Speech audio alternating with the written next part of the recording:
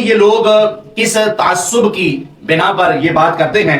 حضرت سیدنا امیر معاویہ رضی اللہ تعالیٰ عنہ کا یوم وصال 22 رجب المرجب 60 ہجری میں ہوا تھا.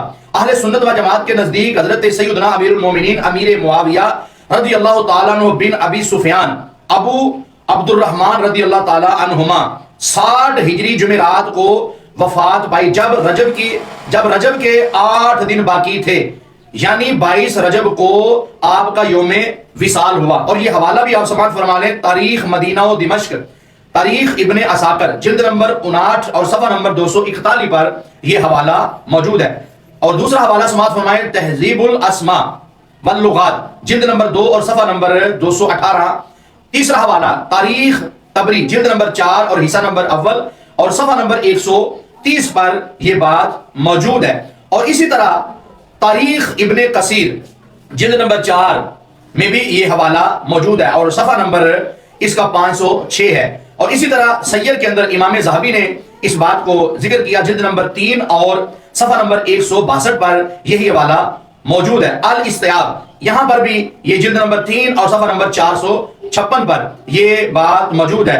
اور اسی طرح بہت سے حوالہ جات موجود ہیں کہ جن میں بات یہ روز روشن کی طرح بات کہ حضرت امیر المومنین حضرت سیدنا امیر معاویہ رضی اللہ تعالی عنہ کا جو یوم وصال ہے وہ 22 رجب المرجب ہے. اور اگر اس دن کو کوئی اور بھی وہ دن نہیں یہ مناتا تو اس کی اپنی مرضی ہے، اس کا اپنا یہ تعصب ہے، وہ اپنی اندر کی جو ہٹ درمی ہے اس کے در پہ ہے، تو وہ لگا رہے اس کے نصیب اس کے ساتھ.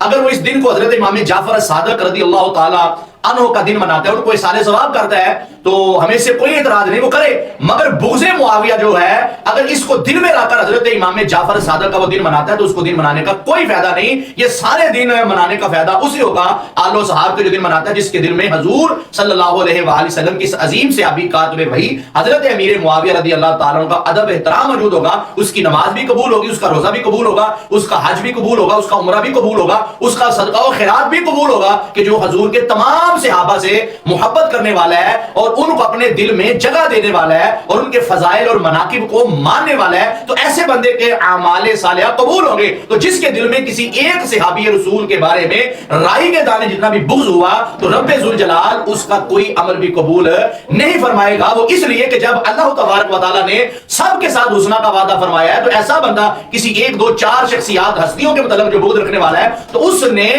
نس قطعی کا انکار کیا. تو جو نس قطعی کا انکار کرے تو اس سے پھر آگے کون سا عمل قبول ہو سکتا ہے؟ تو لہذا وہ بندہ رب کے قرآن کا منکر ہے. تو جو رب کے قرآن کا منکر ہو تو اس کا کوئی عمل بھی رب قبول نہیں فرماتا.